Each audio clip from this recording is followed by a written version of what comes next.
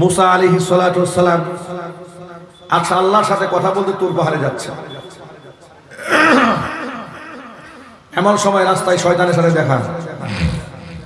শয়তান বলছে, আল্লাহ নবী মুসা, আপনি তো আল্লাহর সাথে কথা বলতে যাচ্ছেন। বলে, হ্যাঁ। আপনি যখন আল্লাহর সাথে কথা বলবেন, আমার পক্ষ থেকে একটা আবদার আছে। আল্লাহকে বলবেন যে আল্লাহ, শয়তান তওবা করতে চায়, শয়তানের জন্য কি তওবার দরজা খোলা আছে নাকি? মুসা আলাইহিস সালাতু ওয়াস সালাম বলেন, ঠিক আছে, আমি তোমার কথা আল্লাহর কাছে পেশ করব। নবী মুসা কালিমুল্লাহ তুর পাহাড়ে গেলেন, আল্লাহর সাথে কথোপকথন ছাড়লেন। সর্বশেষ বলল, আল্লাহ, আসার সময় শয়তানের সাথে দেখা হয়েছিল, তো শয়তান তোমার কাছে একটা আবদার জানিয়েছে, সে তওবা করতে চায়, তো তার জন্য কি তওবার দরজা কি খোলা আছে? আল্লাহ পাক বলেন, মুসা রে, ও তো তওবা করবে না, ভবিষ্যৎ কে জানেন? যদি বলেন ভাই, আল্লাহ ভবিষ্যৎ জানেন না? আল্লাহ পাক ভবিষ্যৎ জানেন। আল্লাহ বলে, মুসা ও তওবা করবে না, ওর মনোভাব আমি জানি। আল্লাহ পাকের কাছে মুসা আলাইহিস সালাম বলেন, আল্লাহ, সে জানতে চেয়েছে তুমি কি তার জন্য তওবার দরজা খোলা রেখেছো কিনা? বলে, হ্যাঁ আছে। তুমি তারে গিয়ে বলো, সে আদমকে সিজদা না দেওয়ার কারণে যুক্তি তর্ক দিয়েছিল, এই জন্য তাকে মারদুদ বানিয়ে দিয়েছে, রাজিম বানিয়ে দিয়েছিলাম। বলে, হ্যাঁ। আদও যদি শয়তান আদমের সামনে গিয়ে সিজদা দেয়, আদম তো দুনিয়াতে নাই, আদম মারা গেছে, আদমের কবরের সামনে গিয়ে যদি সিজদা দেয় আর আমার কাছে মাপ চায়, আমি শয়তানকেও মাফ করে দেব। মুসা আলাইহিস সালাতু ওয়াস সালাম নেমে এলেন তুর পাহাড় থেকে। শয়তান ওয়েটিং এ আছে, অপেক্ষায় আছে যে আল্লাহ পাক কি জবাব দিয়েছে। রাস্তায় দেখা হয়েছে, দেখে বলে, ও আল্লাহর নবী মুসা, আমার কথা কি মনে আছে আপনার? বলে, হ্যাঁ মনে আছে। তা আল্লাহকে বলেছিলেন আমি যে তওবা করতে চাই? বলে, হ্যাঁ বলেছিলাম। তা আল্লাহ কি বলেছে? আল্লাহ পাক বলেছেন তোমার জন্য তওবার দরজা খোলা আছে। তো কি করতে হবে আমাকে? যে আদমকে সিজদা না দিয়া তুমি বলেছিলে আসজুদু লিমান খালাকতা তিনা, যাকে মাটি দিয়ে বানাচ্ছো তাকে আমি সিজদা দেব। খলাকতানি মিন নারি ওয়া খলাকতাহু মিন তিন, আমাকে বানিয়েছো আগুন দিয়ে, ওরে বানিয়েছো মাটি দিয়ে। মাটির তৈরি আদমকে সিজদা দেব আমি, এটা কোনো কথা হলো নাকি? এই যে অন্যায়টা তুমি করেছিলে, এই অন্যায়ের প্রায়শ্চিত্ত হচ্ছে তুমি আদমের কবরে যাবে, তার কবর গিয়ে সিজদা দেবে আর আল্লাহর কাছে মাপ চাবে, আল্লাহ তোমার মাফ করে দেবে। শয়তান এই কথা শোনার পরে কি জবাব দেয় শোনেন। শয়তান বলে, ও আল্লাহর নবী মুসা, আমার কি কোনো দাম টাম নাই? হ্যাঁ, আমার কোনো প্রেস্টিজ নাই, জিন্দা আদমকে সিজদা দেই নাই, মরে গেছে ওর দামটা আরো কমে গেছে, মরাটারে সিজদা দেবো গিয়া? খায় কোনো কাজ নাই আমার। নাউজুবিল্লাহ বলেন, চিৎকার দেখো নাউজুবিল্লাহ। এর মানে হচ্ছে শয়তান যুক্তি তর্ক দিয়া ভুলের উপর অবিচল থাকে, কিন্তু যারা আল্লাহর খাস বান্দা তারা কখনো যুক্তি তর্ক দেয় না, তারা আল্লাহর কাছে রুনাজারি করে, কান্নাকাটি করে, চিৎকার দেয় সুবহানাল্লাহ।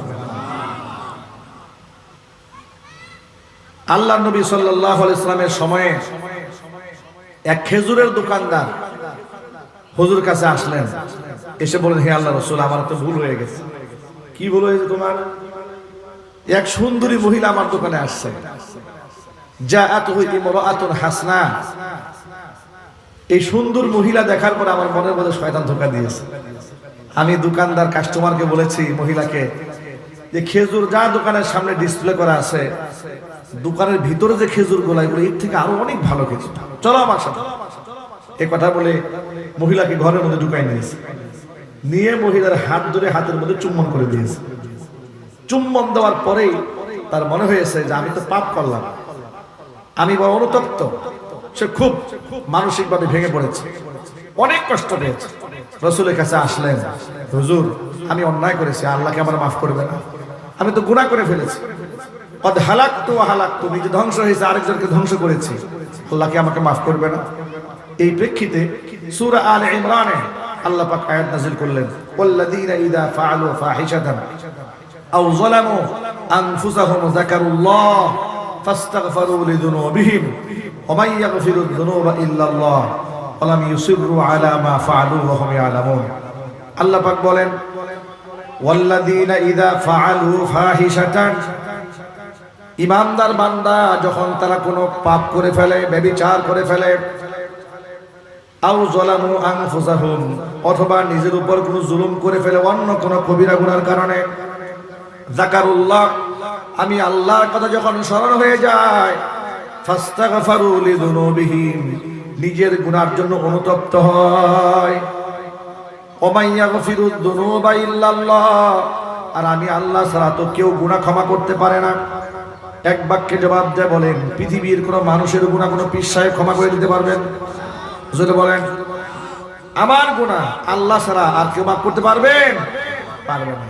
আল্লাহ পাক বলেন ওয়ালাম ইউসিররু আলা মা ফাআলু ওয়া হুম ইয়ালামুন, জেনে শুনে যে পাপ তারা করত সেই পাপের উপর অবিচল থাকে না। উলাইকা জাযাউহুম মাগফিরাতুম মির রাব্বিহিম ওয়া জান্নাতুন তাজরি মিন তাহতিহাল আনহার খালিদিনা ফিহা ওয়া নি'মা আজরুল আমিলিন। এই সমস্ত ব্যক্তিদের জন্য আমি আল্লাহর পক্ষ থেকে রয়েছে ক্ষমা। এমন জান্নাত রয়েছে যে জান্নাতের পাদদেশ দিয়ে প্রবাহিত হয় প্রস্রবণ, চিরদিন তারা সেই জান্নাতে থাকবে, কোনদিন সেখান থেকে আর বের হতে হবে না। ওয়া নি'মা আজরুল আমিলিন, নেককার মানুষের কর্মের প্রতিদান কতই না উত্তম হবে। জোরে বলেন সুবহানাল্লাহ। ভাইরা, এই ঘটনার আলোকে এই কথা খুবই সুস্পষ্ট প্রমাণিত হয় যে আমরা যারা গুনাহ করেছি, এখনো যদি এমন কোন গুনাহ আমরা করি নাই যে গুনার কোনো মাপ নাই, এ কথা সবসময় মনে রাখবেন। পৃথিবীতে আসমানের নিচে জমিনের উপরে এমন কোনো পাপ নাই যে পাপের কোনো ক্ষমা নাই।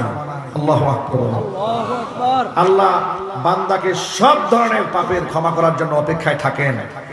হাদিস কুদসির মধ্যে এসেছে, বান্দা যদি আমার দিকে এক বিঘতে গিয়ে আসে, আমি আমার রহমত নিয়ে মাগফিরাত নিয়ে বান্দার দিকে এক হাতে গিয়ে যাই। বান্দা যদি আমার দিকে হেঁটে আসতে থাকে, আমার রহমতের ভান্ডার নিয়ে বান্দার দিকে আমি দৌড়াতে থাকি। চিৎকার দেখুন আল্লাহু আকবার। আল্লাহ পাক বান্দার তওবাকে এত পছন্দ করেন। নবী করিম সাল্লাল্লাহু আলাইহি ওয়াসাল্লাম সাহাবীদেরকে বলেন, সাহাবীরা বলো তো, কোন এক ব্যক্তি মরু প্রান্তরে উট নিয়ে সামানা নিয়ে দূর সফর কোথাও রওনা হয়েছে। চলতে চলতে চলতে চলতে ব্যক্তি ক্লান্ত হলো, বিশ্রাম নেওয়ার জন্য একটা গাছের নিচে বসেছে, উটটা বেঁধে রেখে বসেছে। ঘুম থেকে জাগ্রত হয়ে বিশ্রামের পর তাকায় দেখে উটও নাই, তার রসদ মাল সামানা যা আছে তাও নাই। মরু প্রান্তরটা এমন প্রান্তর, তৎকালীন যুগে তার মোবাইল ফোন নাই যে আমাকে অমুক যায় আটকা পড়ছে, আমাকে এসে নিয়ে যাও, সুযোগ নাই। এর মানে নিশ্চিত তার মৃত্যু। সেখান থেকে তার খাবার নাই, পানিও নাই, তার বাহন নাই, কিচ্ছু নাই, নিশ্চিত সে মৃত্যু। চতুর্দিক থেকে খোঁজাখুঁজি করতে করতে উটের সন্ধান নাই। জীবন সম্পর্কে নিরাশ হয়ে হতাশ হয়ে বান্দা গাছের নিচে আবার শুয়ে পড়েছে। মানে আমি শেষ, আমি মরে গেছি, আমাকে আর কেউ রক্ষা করতে পারবে না, আমার খাবারও নাই, আমার পানিও নাই, এখান থেকে মুক্তির জন্য আমার বাহনও নেই। সেই ব্যক্তি কিছুক্ষণ পর আবার চোখ খুলেছে। চোখ খুলে তাকাই দেখে যে তার যে রসদ ভর্তি উটটা হারাই গিয়েছিল, সেই উটটা খাবার নিয়ে পানি নিয়ে তার সামনে দাঁড়ায় আছে। এই দৃশ্য দেখার পরে সে আনন্দে আত্মহারা হয়ে আল্লাহকে ডেকে বলতে থাকে যে আমি তোমার রব, তুমি আমার বান্দা। মানে আবেগে উল্টা পাল্টা কথা বলতে শুরু করে দিয়েছে। নবী করিম সাল্লাল্লাহু আলাইহি সাল্লাম বললেন, তোমরা চিন্তা করো তো, এই ব্যক্তি তার হারিয়ে যাওয়া উট আর রসদপত্র পাওয়ার পরে তার আনন্দ কি পরিমাণ থাকবে। সাহাবায়ে কেরাম বললেন, সে তো নতুন জীবন পেয়েছে, তার আনন্দের কোনো সীমা নাই। আল্লাহর নবী জবাবে বললেন, শোনো, উট হারা ব্যক্তি উটের জন্য রসদের জন্য যেমনটা অস্থির থাকে, মহান রব তার গুনাহগার বান্দাদেরকে তওবার মধ্যে ফিরে পাবেন সেই জন্য অস্থির হয়ে থাকে। এমনকি আল্লাহর কাছে কোন বান্দা যখন তওবা করে ফিরে আসে, উট হারানো ব্যক্তি উট হাতের কাছে পাওয়ার পরে যতটুকু না খুশি হয়, মহান আল্লাহর কাছে কোন গুনাহগার বান্দা তওবা করে যদি ফিরে আসে, আল্লাহ পাক ওই বান্দার উপর তার চাইতে বেশি খুশি হয়ে যায়। বান্দার তওবা আল্লাহর কাছে অনেক প্রিয়। বরং 200 বছর ইবাদত করে বান্দা এত মর্যাদা পেত না গুনাহ করার পরে অনুতপ্ত হয়ে চোখের পানি ছাড়ার কারণে যে মর্যাদা পেয়েছে। সুবহানাল্লাহ। বনী ইসরাইলের সেই বিখ্যাত ব্যক্তির কাহিনী আপনাদের জানা আছে। রাস্তা দিয়ে হেঁটে যাচ্ছে, অস্থির। কেন? ইন্নাহু ক্বাতালা 99 রাজুলান। সেই ব্যক্তি হত্যা করেছে 99 জন ব্যক্তিকে। মনের মধ্যে অনুশোচনা জাগ্রত হয়েছে, সে তওবা করতে চায়। রাস্তায় এক ব্যক্তিকে পেয়েছে, নামাজ কালাম পড়ে, আল্লাহর বান্দা, আমি যে পাপ করছি, 99 জন মানুষ হত্যা করেছি, আল্লাহ আমারে ক্ষমা করবে না? লোকটা বলে, মিয়া, তোমারও যদি আল্লাহ ক্ষমা করে তো আল্লাহ জাহান্নামে দিবে কারে? তুমি 99 জন মানুষ মারছো, তো তোমারই যদি আল্লাহ মাফ করে তা আল্লাহ জাহান্নামে দিবে কাকে? এই কথা শোনার পরে বেটা তো এমনিই মাথা নষ্ট, মেজাজ খারাপ, অস্থির। আমি তো জাহান্নামে যাবই। বলে, হ্যাঁ তুই জাহান্নামে যাবি, তা আমি যেহেতু জাহান্নামে যাবো, তোমার আর বেশি থেকে লাভটা কি? জাহান্নামে যেহেতু আমি এমনেও যাবো, অমনেও যাবো। পরেও মেরে ফেলছে, 100 কোঠা পূর্ণ করেছে। পূর্ণ করার পরে মনের মধ্যে আবার অস্থিরতা, হারে আমার কি তো আবার কোনো রাস্তা নাই? আবার চলতে চলতে একজন আলেমের সাথে দেখা হয়েছে। আলেমকে জিজ্ঞেস করে, আলেম সাহেব, আমি তো শত মানুষ খুন করেছি, আল্লাহ কি আমার ক্ষমা করবেন? তওবার কি কোনো রাস্তা আছে? বলে, হ্যাঁ, আল্লাহ পাকের দয়া তো অনেক বেশি। তুমি আর কি গুনাহ করেছো? তোমার গুনার তুলনায় আল্লাহর রহমত অনেক অনেক বেশি। আল্লাহ তোমারে ক্ষমা করবে। আমি তোমাকে একটা রাস্তা বাতলে দিই, অমুক এলাকায় চলে যাও, সেখানে একজন দিনদার ব্যক্তি আছে, তার সান্নিধ্য গ্রহণ করো, তওবা করে নতুন জীবন যাপন করো। লোকটা আল্লাহর কাছে খাস দিলে তওবা করার নিমিত্তে ঘর থেকে বের হয়ে আল্লাহর ওলির বাড়ির দিকে রওনা হয়েছে। কিছু দূর যেতে না যেতেই মালাকুল মাউত এসে হাজির। প্রিয় ভাইরা, ফাইদা জাআ আজালুহুম লা ইস্তাখিরুনা সাআতা ওয়া লা ইস্তাকদিমুন। মানুষের মৃত্যুর সময় কিন্তু নির্ধারিত, ঠিক কিনা জোরে বলেন? এটা আপনি টাইম হয়ে গেলে আটকে রাখতে পারবেন না। যখন সময় এসে পড়েছে, মালাকুল মাউত এসে হাজির, জান কবজ করেছে। এখন জান কবজ করার পরে এই আত্মা নিয়ে লাগছে টানাটানি। জাহান্নামের ফেরেশতারা আসছে, এই আত্মাকে জাহান্নামে নিয়ে যাবে। জান্নাতের ফেরেশতারা এসেছে, একে জান্নাতের দিকে টেনে নিয়ে যাবে। এবার ফেরেশতাদের মধ্যে মুজাদালা, ঝগড়া শুরু হলো। জাহান্নামের ফেরেশতারা বলে, সে শত মানুষকে খুন করেছে, তার একমাত্র ঠিকানা জাহান্নাম। জান্নাতের ফেরেশতারা বলে, না, অনুতপ্ত হয়ে ক্ষমা চাওয়ার নিয়তে ঘর থেকে বের হয়েছে, তার একমাত্র ঠিকানা জান্নাত। দুই পক্ষের ফেরেশতাদের যখন দ্বন্দ্ব লেগে গেল, সমাধান কল্পে আল্লাহ রাব্বুল আমিন জিবরাইল আলাইহিস সালাতু ওয়াস সালামকে পাঠালেন। কিন্তু ফেরেশতাদের সর্দার, চিল্লায় কোন সুবহানাল্লাহ। জিবরাইল আসলেন, এসে উভয় পক্ষের মধ্যে মীমাংসা এনে দিচ্ছেন। কি বলে? এক কাজ করো, আচ্ছা তোমরা কারা? বলে, আমরা জাহান্নামের জন্য আসছে, ওকে নিয়ে যাব। কেন? এতগুলা মানুষ সে খুন করেছে। তোমরা, আমরা জান্নাতে নিয়ে যাব। কেন? সে তওবা করেছে। এখন সমাধান কি? রাস্তা মাপো। যদি সে তওবার দিকে বেশি গিয়ে থাকে, আল্লাহর ওলির বাড়ির দিকে যদি বেশি পথ চলে গিয়ে থাকে, তাহলে তার তওবা আল্লাহ মঞ্জুর করে নিয়েছে। আর যদি কম পথ গিয়ে থাকে, তাহলে তোমরা জাহান্নামে নিয়ে যাও। ফেরেশতারা জমি মাপতে শুরু করলো। হাদিসে কুদসির মধ্যে, হাদিস শরীফে এসেছে, আল্লাহ রাসূল বলেন, আল্লাহর ওলির দিকের বাড়ির রাস্তা ছিল বিরাট প্রশস্ত, কিন্তু মহান আল্লাহ পাক তার বান্দাকে শুধুমাত্র ক্ষমা করার উদ্দেশ্যে ফেরেশতাদের কাছে প্রশস্ত জমিনকে আল্লাহ সংকীর্ণ বানিয়ে দিয়েছিলেন। ভাবা যায়, যদি এইরকম খুনি ব্যক্তিকেও অনুতপ্ত হওয়ার কারণে আল্লাহ মাফ করেন, আমাদের জন্য মাফ আছে না ভাই? মাফ আছে। বান্দা যখন ক্ষমা প্রার্থনা করে, বান্দা নত হয় না, বান্দাকে আল্লাহ বড় বানায়। মান তাওয়াদা লিল্লাহ রাফাআহুল্লাহ। যেই ব্যক্তি নত হয়, আল্লাহ তাকে বড় বানান। যে ব্যক্তি নিজেকে ছোট মনে করে, আল্লাহ তাকে বড় বানান। কিন্তু যে ব্যক্তি ভুল করে অবিচল থাকে শয়তানের মতো, তাদের প্রতি মানুষের ঘৃণা, বিদ্বেষ আল্লাহ পাক সৃষ্টি করে দেন। বিগত স্বৈরাচারের আমলে বাংলাদেশে আলেমদের উপর যে টর্চার তারা করেছে, দিনদার মানুষদের উপর যে টর্চার করেছে, ইসলামের উপর যে আঘাত হেনেছে, রাষ্ট্রের উপর যে আয়না ঘর বানিয়ে যে জুলুম নির্যাতন তারা করেছে, এই জন্য কি যারা এগুলা করেছে তারা কি অনুতপ্ত হয়েছে ভাই? একটু জোরে বলেন আপনারা। একজন মানুষও বলেছে যে আসলে কাজটা ঠিক হয় নাই, আলেমদের সাথে এখনো আচরণ করা ঠিক হয় নাই, ক্ষমতার জন্য আমাদের এত বড় বড় বুজুর্গ আলেমদের সাথে এই আচরণ করা ঠিক হয় নাই। আজকেও আপনারা সচেতন মহল জানেন, র্যাবের এক কমান্ডার কিনা আলেপ্পা নাকি একটা নাম, তার এই ভদ্রলোক তার এক মহিলার স্বামীকে জঙ্গি নাটক সাজাইয়া গ্রেফতার করেছে। গ্রেফতার করে রমজান মাসে ওই বন্দী লোকটার স্ত্রীর সাথে একাধিকবার ব্যভিচার করেছে, ধর্ষণ করেছে। রোজার মাসে 27শে রমজান মহিলার রোজা ভাঙ্গাইয়া মহিলার সাথে যে জোরপূর্বক ধর্ষণ করেছে, মহিলা মানসিকভাবে আপনার পাগল হয়ে গিয়েছে। মানে তার মনে খুব কষ্টে দুঃখে সেই ব্যক্তি পাগল হয়ে মারা গেছে। তাকে জিজ্ঞেস করা হয়েছিল, ওই মহিলা বারবার জিজ্ঞেস করেছে যে আপনি আমার স্বামীকে বন্দী করে আমার সাথে আচরণ করছেন কেন, এটা কোন আইন এটা? সে জবাবে নাকি বলেছে যে বন্দীদের স্ত্রীদের সাথে আমাদের মতো সৈনিকদের এই আচরণ করা অঘোষিতভাবে আইনে আছে। নাউজুবিল্লাহ জোরে বলেন।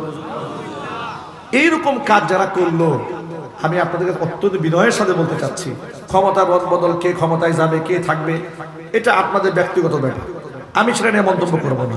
আপনাদের মন আল্লাহ পাক দিয়েছেন, আকল দিয়েছেন, বিবেক দিয়েছেন, আপনি খাঁটি মুসলমান, ইসলাম সম্পর্কে মোটামুটি আইডিয়া আছে। আমি শুধু বলতে চাই এখনো আচরণ যারা করে তাদের বিচার হওয়ার দরকার নাই, একটু জোর আওয়াজ বলতে হবে। আজকে আমার কাছে মাহফিল আসার সময় এটা খুব মনে চেয়েছে যে বাংলাদেশে তো প্রকাশ্য দিবালকের শাস্তি আমরা কোনোটা দেখি না এই পর্যন্ত, কিন্তু খুব মন চাচ্ছে রমজান মাসে আমার যে বোনটাকে এই নরপিচাস ঘাতক মানুষ নামক জানোয়ার রোজা ভাঙ্গায় তাকে ধর্ষণ করেছে, আমার দিল চায়, আমার তো মনে হয় পৃথিবীর কোটি মানুষ এই ব্যাপারে একমত হবে, তাকে প্রকাশ্য দিবালকে বাস ফায়ার করে দুনিয়া থেকে বিদায় করে দাও। ওরা মানুষ না, ওরা জানোয়ার। ওরা কি মানুষ? চিল্লাই বলে মানুষ, মানুষ রূপী জানোয়ার।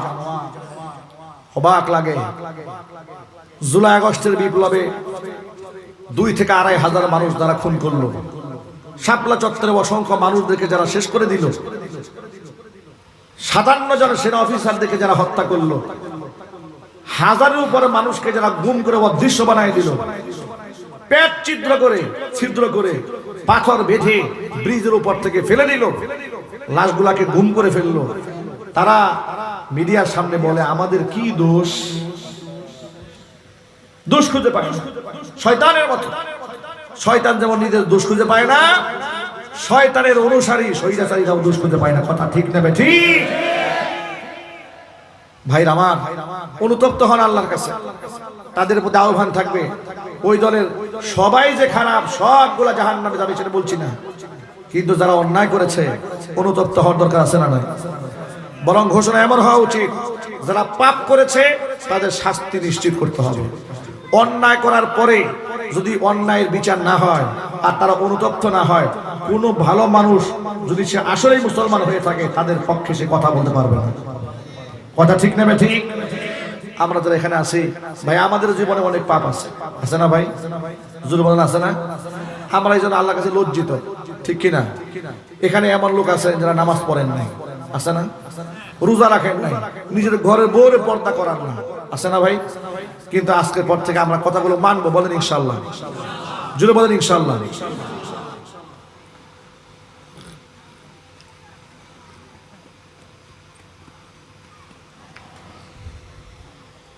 যদি ওয়াজ মাহফিলটা সার্থক হবে তখন যখন আমরা নিজেরা সংশোধন হয়ে যাব। নবী করিম সাল্লাল্লাহু আলাইহি সাল্লাম বলেছেন 3 শ্রেণীর মানুষের জন্য আল্লাহ তার জান্নাত হারাম করে দিয়েছেন। কয় শ্রেণী? যদি বলেন 3টা আঙ্গুল উঁচা করেন, এই পয়েন্টটা মনে রাখবেন। 3 শ্রেণীর মানুষের জন্য আল্লাহর জান্নাত হারাম। 1 নাম্বার, সালাসাতুন ক্বাদ হারামাল্লাহু আলাইহিমুল জান্নাহ। 1, মুদমিনুল খামার, যারা মদ্যপান করে তাদের জন্য আল্লাহর জান্নাত হারাম। 2 নাম্বার, ওয়াল আaqu, পিতা মাতার অবাধ্য সন্তান যারা, তাদের জন্য আল্লাহর জান্নাত হারাম। 3 নাম্বার, ওয়াদ-দাইয়ুসুল্লাযী ইউকিররু ফি আহলিহিল খাবাস, ওই দাইয়ুস পুরুষ তার অধীনস্থ নারীদেরকে গুনার কাজে দেখার পরেও সে বাধা দেয় না, বরং তাদেরকে পাপ কাজে স্থির রাখে। এরকম পুরুষ সমাজে আছে না নাই? আরো যদি বলতে হবে, স্বামী নামাজ পড়ে, ঘরে বউ বেপরদায় চলে। বাবা নামাজ পড়ে, মেয়েকে জিন্সের প্যান্ট পরে বিশ্ববিদ্যালয়ে পাঠিয়ে দিয়েছে। বিশ্ববিদ্যালয়ে মেয়ে গিয়ে বলছে দেহ আমার, সিদ্ধান্ত আমার। ঘৃণার সাথে কোন নাউজুবিল্লাহি মিন যালিক। মাইকের আওয়াজ বাহিরে যাচ্ছে, অসংখ্য মা বোনেরা আমাদের বক্তব্য শুনতে পাচ্ছেন। মা বোনদেরকে বলছি, বোনদেরকে বলছি, ইসলাম নারী পুরুষের পর্দার যে কোটেশন দিয়েছে, যে সীমারেখা দিয়েছে, এটা আমার মা বোনদেরকে বন্দি করার জন্য দেন নাই, মা বোনদেরকে বস্তাবন্দি করার জন্য দেননি। আপনারা বলেন স্বর্ণ এবং রূপা এটা কি রাস্তাঘাটে ফুটপাতে পাওয়া যায়? কেন? এটা মূল্যবান, এটাকে মানুষ খুব যত্নে রাখে, দোকানদার যত্নে রাখে, বাড়ির মালিক খুব যত্নে আগলায় রাখে, আলমারির উপর মধ্যে রাখে, আবার আলমারির মধ্যে গোপন ড্রয়ার আছে, সেখানে গিয়ে তালা দিয়ে রাখে। আমি তো মনে করি সামান্য সোনা দানাকে মূল্যায়ন করে যদি আপনি এতটা আগলায় রাখতে পারেন যে কাউকে ধরতে দিবেন না, ছুঁতে দেবেন না, আমার কাছে একজন মুমিনের কাছে একজন তার মা, তার স্ত্রী, তার বোনের মর্যাদা পৃথিবীর সমস্ত স্বর্ণের চাইতে বেশি। কথা ঠিক কিনা বলেন? পৃথিবীর সমস্ত হীরা যদি এক পাল্লায় দেওয়া হয়, আমার একটা দিনদার বোনের সমান হবে না। পৃথিবীর সমস্ত স্বর্ণ যদি একটা পাল্লায় দেওয়া হয়, আমার একটা দিনদার বোনের জুতার সমতুল্য হবে না। কথা ঠিক কিনা যদি বলেন? তাহলে আপনি আপনার সেই স্ত্রীটাকে, কন্যাটাকে কিভাবে সস্তা বানিয়ে দিয়েছেন, কতটা সস্তা আপনি বানিয়ে দিয়েছেন। একদম পাবলিক প্লেসে বিবাহের অনুষ্ঠান চলছে, গায়ে হলুদ অনুষ্ঠান চলছে, আপনি আপনার বউটাকে সাজিয়ে গুজিয়ে সুন্দর করে পাঠিয়ে দিলেন, মেয়েটাকে পাঠিয়ে দিলেন, কন্যাটাকে পাঠিয়ে দিলেন, এতটুকুন চিন্তা করলেন না কত মানুষের নজর পড়তে পারে তার উপরে, কত কুপ্রভাব পড়তে পারে, আপনার সন্তানের উপর প্রভাব পড়তে পারে। কি বলেন ভাই, বদ নজর আছে না নাই? নবী করিম সাল্লাল্লাহু আলাইহি ওয়াসাল্লাম বলেছেন, আল আইনু হাক্কুন, মানুষের নজর বড় মারাত্মক সত্য। সাহাবায়ে কেরামের জামানায় এক সুন্দর সাহাবী, খুব হৃষ্টপুষ্ট, চমৎকার তার বডির গঠন, তার দিকে তাকায় একজন শুধু বলছে, আল্লাহর কসম আমি জীবনে কোনো মহিলা এত সুন্দর দেখিনি। বাস শুধু মুখ থেকে কথাটা বলেছে, সাথে সাথে সাহাবী বেহুশ হয়ে পড়ে গেছে। নবী করিম সাল্লাল্লাহু আলাইহি ওয়াসাল্লামের কাছে আনা হয়েছে। এবার আল্লাহ নবী সাল্লাল্লাহু আলাইহি ওয়াসাল্লাম তাকে ঝাড়ফুঁক করে, তার যে বদনজর তার উপর পড়েছিল, চিকিৎসা করে তাকে সুস্থ করতে হয়েছে। আল্লাহু আকবার বলেন। মানুষের নজর বড় মারাত্মক। রাস্তা দিয়ে যাচ্ছে, কিছু লোকের নজরটা এত খারাপ, আরে লাউ গাছটা কি টকবগে লাউ গাছ, ব্যাস গাছের গুষ্টি সহ শেষ।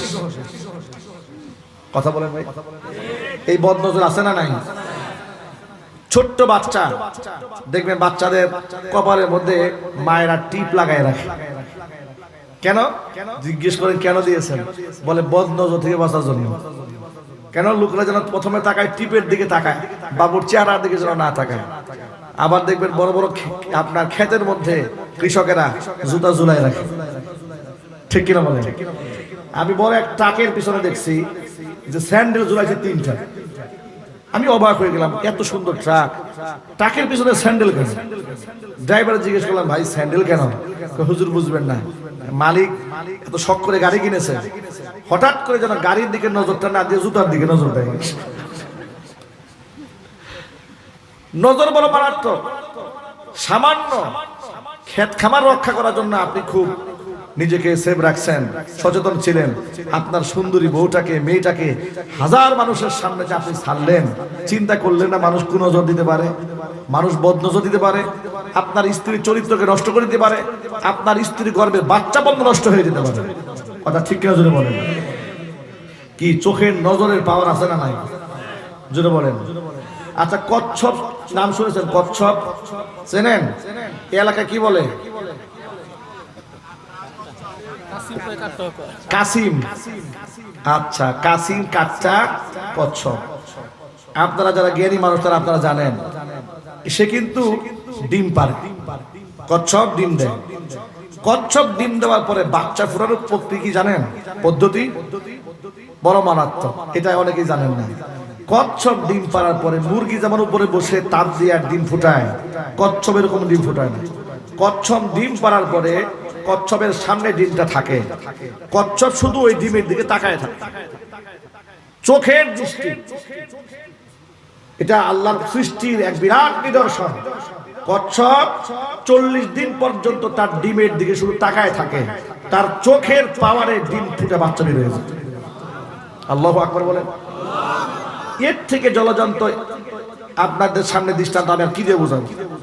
কচ্ছপ যদি চোখের পাওয়ার দিয়ে ডিম ফুটায় ফেলতে পারে, এদেশের বদমাশ পুরুষগুলা কি বদনজর দিয়ে আপনার স্ত্রীর চরিত্র নষ্ট করতে পারে না? কি বলেন, পারে না? এই যে পরকিয়া বেড়েছে সমাজে, স্বামীকে বিছানায় রেখে পর পুরুষের সাথে চলে যাচ্ছে, কেন তৈরি হলো এই পরিবেশ? এই জন্য স্বামী আপনি দায়ী। কথা বলেন। আপনার মেয়ে নষ্ট হয়েছে, পালিয়ে বিবাহ করছে, বাবা আপনি দায়ী, আপনি আপনার সন্তানকে নষ্ট করেছেন। মনে রাখবেন, আল্লাহর হাবিব বলেছেন, ওই পুরুষ দায়ুস পুরুষ অধীনস্থ নারীদেরকে বেপর্দায় চালায়, পর্দার কথা বলে না, তার জন্য আল্লাহর জান্নাত হারাম। ঘৃণার সাথে কোন নাউযুবিল্লাহি মিন যালিক। আল্লাহ আমাদের হেফাজত করে, জোরে কোন আমিন। আমরা কি আমাদের মা বোনদেরকে পর্দায় রাখবো না ইনশাআল্লাহ? জোরে বলেন ইনশাআল্লাহ। পর্দার মধ্যে আমার মায়েদের সম্মান আছে, ইজ্জত আছে, বেপর্দার মধ্যে কোনো সম্মান নাই। আমি উদাহরণ দিয়ে অনেক মাহফিলে বলেছি যে সমাজে ছাগলের দাম বেশি না হরিণের দাম বেশি? বলেন তো ভাই। হ্যাঁ, হরিণের দাম বেশি। কেন? ছাগল যেখানে সেখানে যত্রতত্র পাওয়া যায়, যেখানে সেখানে পেশাব করে পায়খানা করে, ওর দাম নাই, অ্যাভেলেবেল। পক্ষান্তরে হরিণের দাম কেন? হরিণ থাকে জঙ্গলে, ওরে পাওয়া যায় না। ওরে দিয়ে মানুষ গালি না দিয়ে, উদাহরণ দিয়ে, সুন্দর যত উপমা দিয়ে বলে, তোমার চেহারা তো অনেক সুন্দর, টানা টানা চোখ হরিণের মতো। হরিণ দিয়ে সৌন্দর্যতার প্রশংসা করে, আর ছাগল দিয়ে গালি দেয়, তুই একটা ছাগল। ঠিক না? রাগের ঠেলা আরেকজনে বলে, তুই তো রাম ছাগল। আরেকজনে বলে, তুই তো পাঠা মিয়া। বাস। কেন? ছাগল এদিক যেখানে সেখানে পাওয়া যাচ্ছে, ওর দাম কমে গেছে। যে সমস্ত মায়েরা বোনেরা নিজেকে পর্দায় রাখে, আল্লাহ রাব্বুল আলামিন মনি মুক্তার চাইতেও তাদেরকে দামি বানায় দেন। জোরে বলেন সুবহানাল্লাহ। আর যারা নিজেকে ফ্রি সার্ভিস দিচ্ছেন, তারা ছাগলের মতো কম দামি হয়ে যায়। ঠিক কিনা? আমরা আমাদের মায়েদেরকে কম দামি হতে দিতে চাই না। এটা আমি বলিনি, ১৫০০ বছর আগে নবী করিম সাল্লাল্লাহু আলাইহি সাল্লাম বলেছেন, ইন্নামাদ দুনিয়া কুল্লুহা মাতাউন ওয়া খায়রু মাতাঈদ দুনিয়াল মারআতু সালিহা। পৃথিবীর মধ্যে যত সামগ্রী তোমরা দেখতে পাও, এর মধ্যে শ্রেষ্ঠতম দামি সামগ্রীর নাম হচ্ছে নেককার মহিলা। হুজুরে বলেন আল্লাহু আকবার। নেককার নারীদের বিরাট সম্মান, তারা মায়ের জাত। তারা কিসের জাত? তাদের বিরাট সম্মান। হুজুর বলেছেন, আল জান্নাতু তাহতা কদামিল উম্মাহাত। মায়ের পায়ের নিচে সন্তানের জান্নাত। সুবহানাল্লাহ বলেন। এখানে আমরা যারা সন্তানরা আছি, আমাদের মা, আমাদের বাবা, তারা হচ্ছে আমাদের জান্নাতে যাওয়ার সিঁড়ি। সেই সিঁড়িটাকে আমরা ভাঙতে চাই না, নষ্ট করতে চাই না। অর্থ করি যত বেশি পারেন, বাপ মার পেছনে খরচ করেন। বাপ মা তার মাথার উপরে ছায়া, এটা আল্লাহর রহমত। আবু দাউদ শরীফের একটা হাদিসের মধ্যে এসেছে, জাবের রাদিয়াল্লাহু তাআলা আনহু হাদিসের রাবী, তিনি বলেন, জনৈক ব্যক্তি রাসূলের কাছে নিজের বাবার নামে নালিশ নিয়ে এলেন। নালিশটা কি? নালিশ হচ্ছে, হে রাসূল, আমার ছেলে মেয়ে আছে, বউ বাচ্চা আছে, কিন্তু আমার বৃদ্ধ বাবা আমার পকেটের টাকা আমার পারমিশন ছাড়া খরচ করে। এই নালিশ দিলেন নবী করিম সাল্লাল্লাহু আলাইহি ওয়াসাল্লামের কাছে জনৈক ব্যক্তি। কার নামে নালিশ দিয়েছে বলেন তো ভাই? বাবার নামে। রাসূল পাক সাল্লাল্লাহু আলাইহি ওয়াসাল্লাম বুঝতে পারলেন বাবার নামে নালিশ নিয়ে আসছেন। হুজুর কি জবাব দিলেন শোনেন। এখানে যারা সন্তানরা আছেন, এই কথাটা খুব ইম্পর্টেন্ট, মনে রাখবেন এটা। যখন রাসূলকে বলা হলো যে আমার বাবা আমার পকেটের টাকা আমার পারমিশন ছাড়া খরচ করে, রাসূল জবাব দিয়ে বলছে, আনতা ওয়া মালুকা লিওয়ালিদিকা। তুমি এবং তোমার সম্পদ যা আছে সব তোমার বাবার মালিকানায়। চিল্লায় আল্লাহু আকবার। শুধুমাত্র সম্পদ কেন বেটা, তোরেও তোর বাপ খাটাইতে পারে। হুজুর শিখাই দিলেন বাবার এত মর্যাদা, মায়ের এত সম্মান। হুজুর বলেছেন, পিতা মাতার অবাধ্য সন্তানের জন্য আল্লাহর জান্নাত হারাম। প্রথম মুদমিনুল খামার, যারা মদ্যপান করে, এদের জন্য আল্লাহর জান্নাত হারাম। আজকে নেশা, মাদক, এগুলো গ্রামগঞ্জ পর্যন্ত পৌঁছে গেছে। বিভিন্ন ওয়াজ মাহফিলে গেলে লোকেরা আমাদেরকে ছোট করে চিরকুট লিখে দেয়, হুজুর আমাদের এলাকার ছোট্ট ছোট বাচ্চারা ধূমপান করে, ইয়াবা সেবন করে, হেরোইন খাচ্ছে, নাউজুবিল্লাহ পড়েন। কিশোর জ্ঞান তৈরি হচ্ছে। এই জন্য আমাদের সচেতনতা খুব বেশি জরুরি। আর আরো বেশি ইম্পর্টেন্ট হচ্ছে, আমাদের সন্তানদেরকে মসজিদমুখী বানাতে হবে, আমাদের সন্তানদেরকে কোরআনমুখী বানাতে হবে, আমাদের সন্তানদেরকে আলেমমুখী বানাতে হবে। মসজিদে ইমাম সাহেবের সাথে, মুফতি এবং মুহাদ্দিস সাহেবের সাথে সন্তানের একটা সুসম্পর্ক আপনি বাবা আপনি গড়ে দিবেন। আপনার সাথে হাত নিয়ে, হাতে হাত ধরে মসজিদে চলে যাবেন, হুজুরের কাছে নিয়ে যাবেন, হুজুর এটা আমার ছেলে 8 বছর বয়স, ওকে একটু দোয়া করে দেন। হুজুরদের দোয়া নিয়ে সন্তানকে বড় বানাবেন। আপনার সন্তান নাস্তিক হবে না, আপনার সন্তান বেঈমান হবে না, আপনার সন্তান আলেমদেরকে গালি দেবে না, আপনার সন্তান আপনার মৃত্যুর পরে আপনার সন্তান আপনার জন্য দোয়া করবে। সুবহানাল্লাহ বলেন। এইভাবে আমাদের সন্তানদেরকে আমরা মসজিদমুখী বানাবো, মাদ্রাসামুখী বানাবো, বলেন ইনশাআল্লাহ। আর আমি যারা বসে আছেন এখানে তাদেরকে জিজ্ঞেস করতে চাই, মাদকের সাথে কি আমাদের কোনো সম্পর্ক থাকবে? আরো চিল্লায় বলেন না। মদ খাওয়া হালাল না হারাম? রাজুরে বলেন। কে হারাম করেছেন? আল্লাহ হারাম করেছেন, কিন্তু বাংলাদেশ সরকার লাইসেন্স দিয়ে দিয়েছে। নাউজুবিল্লাহ বলেন। মাদক নিয়ন্ত্রণ আইন 2021 বাংলাদেশে আইন করা হয়েছে। 21 বছর বয়সে যদি কেউ মদ খাইতে চায়, সরকারের কাছে যদি আবেদন করে, সরকার তাকে লাইসেন্স দিয়ে দিবে। 18 বছরের মেয়ে লাইসেন্স চাইলে তারা দিয়ে দিবে। একটু জোরে কর নাউজুবিল্লাহ। মদ হারাম করলেন কে? আর লাইসেন্স দেয় কে? বান্দা। হারাম করেছেন আল্লাহ, লাইসেন্স দিচ্ছে বান্দা। সুতরাং আমরা এই বাংলাদেশে মাদক নিয়ন্ত্রণ আইন দেখতে চাই না, আমরা মাদক নিষিদ্ধের আইন দেখতে চাই। একদম সাফ কথা, পরিষ্কার কথা। 90 থেকে 95% মুসলিম অধ্যুষিত এই দেশে মদ রাষ্ট্রীয়ভাবে নিষিদ্ধের আইন হতে, ঠিক কিনা? কিন্তু কে নিষিদ্ধ করবে? যে নিজে মদ খায় সে। কথা বুঝেন নাই? নিষিদ্ধ করতে হলে তো যে মদ খায় সে নিষিদ্ধ করবে। যারা এই যে মদের লাইসেন্স দিল তারাও তো মুসলমান, মুসলমান না? এরাও মুসলমান। তো মুসলমান হয়ে কিভাবে মদের লাইসেন্স দিল? সুতরাং আপনাদেরকে নেতা নির্বাচন করার সময়ও সাবধানতা অবলম্বন করতে হবে। আমি কার পেছনে হাঁটতেছি, আমি কার পেছনে চলছি, সে আসলে মদখোর কিনা, চরিত্রহীন কিনা, লম্পট কিনা, বেনামাজি কিনা, এগুলো আমি সতর্ক থাকবো তার ব্যাপারে। যেই ব্যক্তি নামাজ পড়বে না, আমি তার নেতৃত্ব মানব না, ইনশাআল্লাহ বলেন। যেই ব্যক্তি আমার আল্লাহকে মানে না, ওই রকম নেতা মানার কি আমার খুব দরকার? আরো জোরে বলেন। এই নেতা আমাকে জাহান্নামে নিয়ে যাবে, ঠিক কিনা জোরে বলেন। মাইক চলতেছে, নেতা ভাষণ দিতেছে সিলেটে, পাশ থেকে বললো যে মসজিদে আজান হচ্ছে, আপনি ভাষণটা একটু বন্ধ করেন। নেতা রাগে গুসায় খুবই বলে, কে আর মুয়াজ্জিন 2 মিনিট পরে আজান দিলে কি হইতো? রেকর্ড আছে এখনো, আমার এটা ইউটিউবে সার্চ দিলে পাবেন আপনারা। নেতা মাইকে বলতেছে মুয়াজ্জিনের কি সমস্যা, 2 মিনিট পরে আজান দিলে কি হইতো? এরপরে দেখেন বক্তব্য শেষ, ওই মুয়াজ্জিনে ডাকছে, ডেকে আচ্ছা তারা শাসিয়েছে, এই মুয়াজ্জিন আমি যে বক্তব্য দিলাম আপনি শুনেন নাই? কই শুনছি। কই স্যার নামাজের সময় হয়ে গেছে। নামাজের সময় হয়ে গেছে, 2 মিনিট পরে আজান দিলে কি হইতো? নাউজুবিল্লাহ বলেন। এরাও নেতা, এরাও কি? এরাও নেতা। এদের পিছনে বাংলাদেশের মানুষ হাঁটে। এর থেকে দুঃখ আর নাই। যে নেতা আলেম পছন্দ করে না, কোন মুসলমান ওই নেতার নেতৃত্ব মানতে পারে না। একদম পরিষ্কার কথা।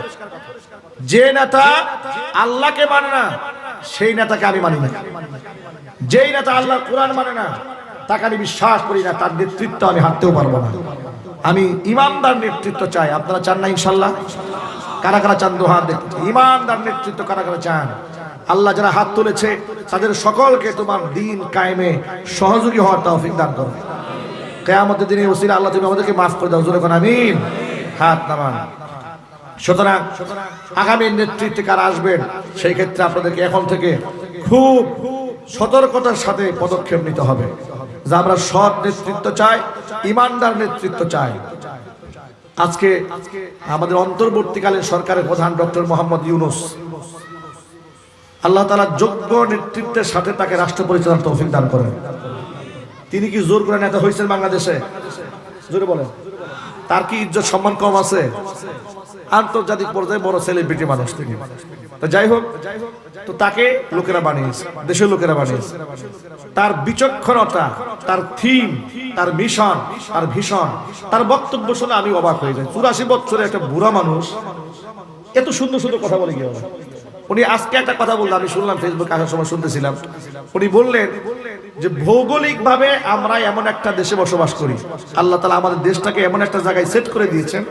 আমাদের এক পাশে আছে বিরাট রাষ্ট্র আমাদের ভারত, এক রাষ্ট্রে আমরা আছি একদিক থেকে, আমার দিকে বিরাট পরাশক্তি চায়না আছে, বার্মা আছে তাদের সাপোর্টে।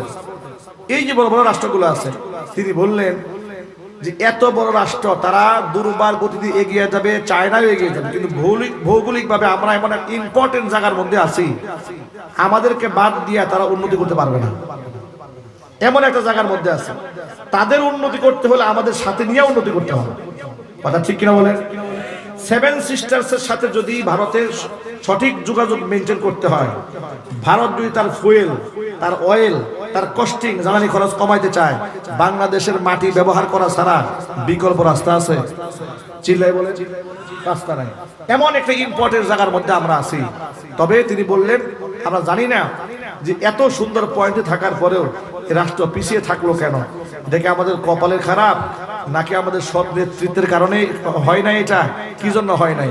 তবে একটা মিশন সামনে আমাদের আছে যে এই দেশটা ইনশাল্লাহ অচিরেই বহুদূর এগিয়ে যাবে। তবে সেই ক্ষেত্রে এগিয়ে দিতে হলে আমরা যারা সাধারণ মানুষ যারা আছি, আমাদের সচেতন হতে হবে এই ব্যাপারে। কোন দুর্নীতিবাজকে আমরা নেতা বানাবো ইনশাল্লাহ। বলতে কি ভয় লাগে ভাই? রাষ্ট্রের হাজার হাজার কোটি টাকা বিদেশে গেছে, তা যায় নাই। 1.5 লক্ষ কোটি টাকা বিদেশে পাচার হয়েছে 16 বছরে। নাউজুবিল্লাহ পড়ে সব জিনেরা আর ফেরেশতারা নিয়ে গেছে। কথা বলে না কেন? সব জিনেরা নিয়ে গেছে, ফেরেশতারা নিয়ে গেছে, ভারত এসে নিয়ে গেছে। কারা নিছে? এই দেশের পবিত্র নেতা, আমার নেতার চরিত্র ফুলের মতো পবিত্র। এই পবিত্র নেতারাই 1.5 লক্ষ কোটি টাকা দেশ থেকে চুরি করেছে। শরিয়া আইন দেশে কার্যকর হলে প্রত্যেকটা নেতার হাত কেটে দেওয়া হবে। কথা ঠিক নেবে? ঠিক। সুতরাং আমরা আর চাই না আমাদের রাষ্ট্রটা অবহেলিত হয়ে থাক। এই জন্য সৎ নেতৃত্ব দরকার। সৎ নেতৃত্বে আসলে দেশের মানুষ নিরাপত্তা বোধ করবে, আমাদের মা বোনেরাও নিরাপত্তা বোধ করবে, এদেশের মানুষও তার জান মাল নিরাপত্তায় থাকবে। আর যে কথা নিয়ে পয়েন্টটা টানলাম সেটা হচ্ছে মাদক নিষিদ্ধ হবে ইনশাল্লাহ। বলেন ইনশাল্লাহ। আপনাদেরকে ছোট্ট একটা গল্প বলে বয়ান শেষ করব। আমি নারায়ণগঞ্জে এক মাহফিলে গেছি। যাওয়ার পরে দেখবেন যে মাহফিলের প্রধান অতিথি রাখা হয় বিভিন্ন জায়গায়, থাকে না? এই মাহফিল আছে নাকি? এই মাহফিল মাশাআল্লাহ আলহামদুলিল্লাহ। বক্তার নামের উপর যে মোটা করে নেতার নাম না দিলে নেতা এবং তার কর্মীরা নারাজ। কথা ঠিক নেবে? ঠিক। গেছি নারায়ণগঞ্জ ওয়াজে, প্রধান অতিথি আমার আগে বক্তব্য দিলেন, এলাকার বড় নেতা, বিরাট নেতা। মাদকের বিরুদ্ধে এমন বয়ান দিলেন, ঝাঁঝালো বক্তব্য। আমি তো শুনে মহা খুশি। আমি দুয়ার মধ্যে তার জন্য 14 খুশি সহ জান্নাতে বানিয়ে দিয়েছি। আল্লাহ এরকম নেতা ঘরে ঘরে দরকার। অনেক দোয়া করছি। বয়ান শেষে স্টেজে নামতেছি, মাহফিল কর্তৃপক্ষ স্টেজেরই আমাকে একজন ডাকছে, হুজুর একটু এদিকে আসে। কর্নারে ডেকে নিচ্ছে, হুজুর যে নেতার জন্য এত দোয়া দিলেন ওই নেতারা চিনেন নাকি? আমি বললাম না, জীবনে প্রথম দেখলাম, কিন্তু তার কথা ভালো লাগছে। সে মাদক নিষিদ্ধের জন্য সে বক্তব্য দিয়েছে। বলে হুজুর ইনি কিন্তু নারায়ণগঞ্জের মাদকের ডিলার। আমি বললাম এটা কোনো কথা হইলো? তাহলে যে আপনারা যে প্রধান অতিথি বানালেন ওয়াজে, হুজুর কিচ্ছু করার নেই। এই লোকের ওয়াজের অতিথি না বলে ওয়াজ বন্ধ, বাধ্য হয়ে বানিয়েছে। কিন্তু সে সিচুয়েশন বলতে কোন জায়গায় কি বক্তব্য দেওয়া লাগবে। সুতরাং এটা আমরা দূরে মানুষ বুঝবো না, কিন্তু আপনি আপনার এলাকার মানুষ চেনেন। কে মাদক ডিলার, কার কারণে মাদক এলাকায় ঢোকে, কে ব্যবসা করে, কে পার্সেন্টেজ গ্রহণ করে, কে মাদক সেবীদের কাছ থেকে চান্দা গ্রহণ করে, সেই খবর, এলাকার খবর কি আপনার কাছে আছে না? আরো জোরে বলেন। আর আপনি যদি সেই নেতার কর্মী হয়ে থাকেন তাহলে আপনি আরো বেশি ভালো যাবেন। জামান নেতার চরিত্র আসলে কি ফুলের মতো পবিত্র না কার মতো পবিত্র, এটা আপনারা খুব ভালো করে জানেন। সুতরাং এই ক্ষেত্রে আমাদের সচেতন হতে হবে। মহান আল্লাহ রাব্বুল আলামিন যেন যে কথাগুলো আপনাদের সামনে উপস্থাপন করেছি, সবার আগে আমাকে, এরপর আমার ভাইদেরকে, আমার মা বোনদেরকে সকলকে আমল করার তৌফিক দান করেন। জুহরা ওয়াজাফান আল্লাহুম্মা আমিন। প্রিয় ভাইরা, আপনারা তো আমার কণ্ঠের আওয়াজেই বুঝতে পারতেছেন আমি শারীরিকভাবে কতটা অসুস্থ। আমি ব্যক্তিগতভাবে আপনাদের কাছে দোয়া চাচ্ছি, দোয়া করবেন ভাই ইনশাআল্লাহ। আল্লাহ যেন কোরআনের কথা বলার সম্মানে আল্লাহ যেন এই কণ্ঠকে সুস্থ বানায় দেন, একটু জোরে করে আমিন। আপনাদের কাছে ছোট্ট একটা রুমাল যাবে, ব্যাগ যাবে, উপস্থিত ভাইরা যে যা পারেন মুক্ত হস্তে আপনার দানের মধ্যে শামিল হয়ে যাবেন ইনশাআল্লাহ। বলেন ইনশাআল্লাহ। হ্যাঁ, চলে যাও আর জিকির করেন লা ইলাহা। মা বোনেরা প্যান্ডেলেও আপনারা হাত কালেকশনটা সেরে ফেলেন ইনশাআল্লাহ। মোহাম্মদের জিকির করেন লা ইলাহা।